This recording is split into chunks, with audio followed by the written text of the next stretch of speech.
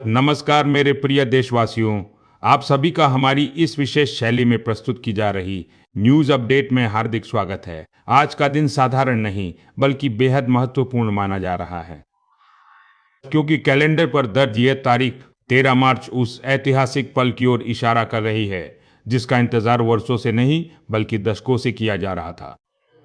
समय का पहिया लगातार घूमता रहा और अब वह मोड़ सामने आ गया है, जब दिखावे और वास्तविकता के बीच खड़ी वह मोड़ सामने करा रहा है।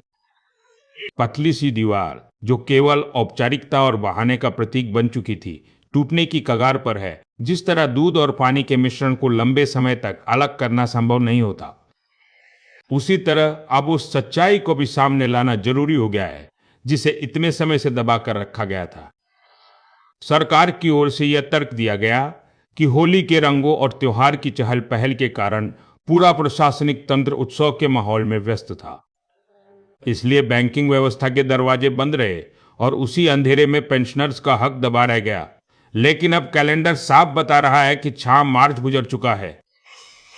रंगों का त्योहार समाप्त हो गया है और अब वह समय आ चुका है जब दफ्तरों की स्याही से सनी मेजों पर रखे कीबोर्ड फिर से सक्रिय हो चुके हैं। कंप्यूटर स्क्रीन दोबारा जगमगा रही है और फाइलों के ढेर फिर से हिलने डुलने लगे हैं। ऐसे में अब हर ओर एक ही सवाल गूंज रहा है कि माननीय प्रधानमंत्री जी अगला उत्तर क्या देंगे, क्योंकि जब सरकारी तंत्र की मशीनरी फिर से पूरी रफ्तार में लौट आई है, बैंकों की घंटियां बजने लगी है और सर्वर हरी रोशनी के साथ सक्रिय दिखाई दे रहे हैं, तो फिर वह राशि जो कमंसों से अधिक महंगाई भत्ते के रूप में जुड़नी चाहिए थी और पिछले 11 वर्षों से लंबित पड़े एरियर के रूप में दे है, आखिर किस अंधेरे में खो गई? यह सिर्फ एक प्रश्न नहीं बल्कि उन करोड़ों बुजुर्गों की धड़कनों की आवाज है जिन्होंने अपने जीवन की कमाई और पसीने की हर बूंद इस देश की प्रगति में लगा दी। कमांडर अशोक रावत द्वारा सरकार के शीर्ष अधिकारियों को जो अंतिम समय सीमा दी गई थी वह अब समाप्त हो चुकी है और आज सुबह जब पहली धूप दिल्ली की सत्ता के गलियारों पर पड़ी, तभी से अशोक रावत अपनी टीम के साथ सरकारी दफ्तरों के आसपास डटे हुए हैं। उनके चेहरे पर वही दृढ़ता और संकल्प दिखाई दे रहा है जो किसी सेनापति के चेहरे पर युद्ध भूमि में दिखाई देता है।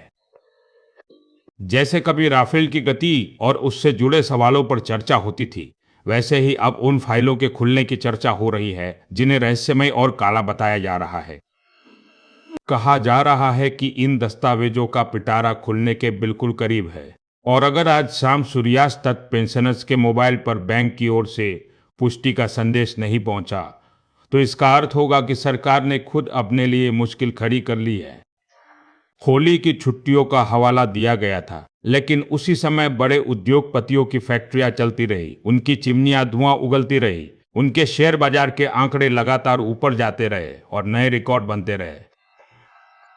जबकि एक सामान्य पेंशनर के घर की रसोई में चूल्हा जलाने के लिए साधन कम पड़ गए और उसकी थाली में रोटी का हिस्सा घट गया। सरकार ने भरोसा दिलाया था कि त्योहार के कारण भुगतान में देरी हुई है, लेकिन अब जब त्योहार बीत चुका है और रंग सूख चुके हैं, तो सवाल उठ रहा है कि अब अगला बहाना क्या होगा।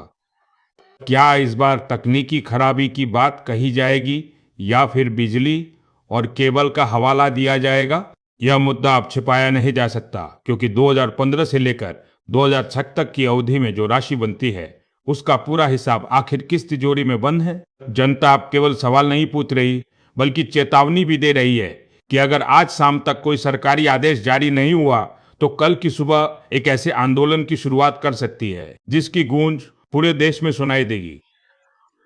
पहले भी यह आशंका जताई गई थी कि हालात गंभीर हो सकते हैं और अब वह समय करीब आता दिखाई दे रहा है, क्योंकि लाखों बुजुर्ग अपने अधिकारों के लिए सड़कों पर उतरने की तैयारी में हैं।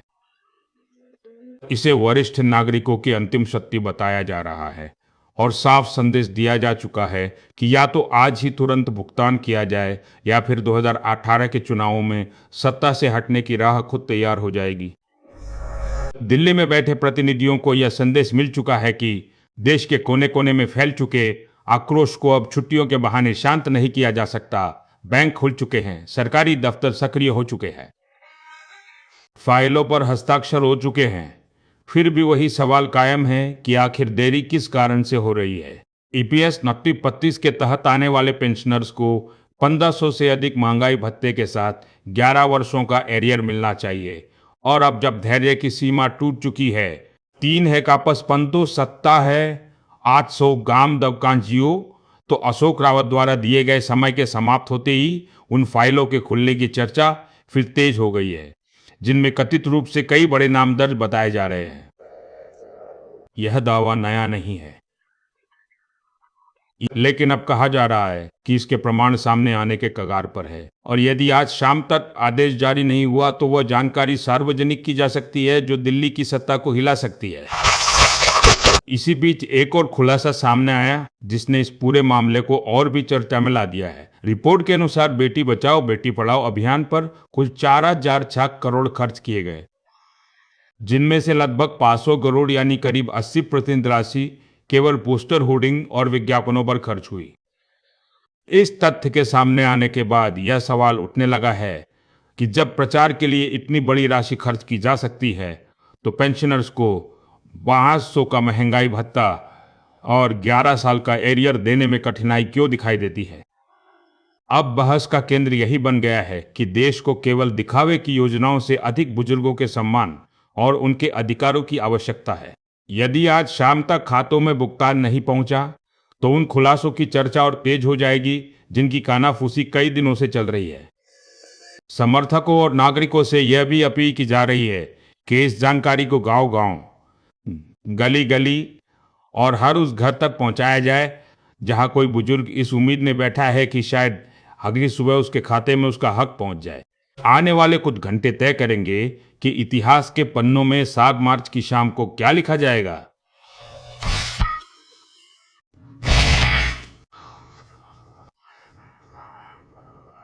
क्या यह दर्ज होगा कि समय रहते फैसला लेकर बुजुर्गों का अधिकार लौटा दिया गया, या फिर यह कि जनता के दबाव के आगे सरकार को झुकना पड़ा, या फिर यह भी संभव है कि इसे उस अध्याय के रूप में याद किया जाए जब बुजुर्गों की अनदेखी ने सत्ता को संकट में डाल दिया। अब लोगों की आवाज स्पष्ट है कि बहाने नहीं बल्कि भुगतान चाहिए, क्योंकि छुट्टियां समाप्त हो चुकी है और जवाब देने का समय आ चुका है। इसलिए सभी को एकजुट होकर यह सुनिश्चित करना होगा कि हर पेंशनर तक उसका अधिकार पहुंचे, चाहे इसके लिए कितनी भी बड़ी लड़ाई क्यों ना लड़नी पड़े, क्योंकि यह मामला केवल पैसों का नहीं बल्कि न्याय और विश्वास से जुड़ा हुआ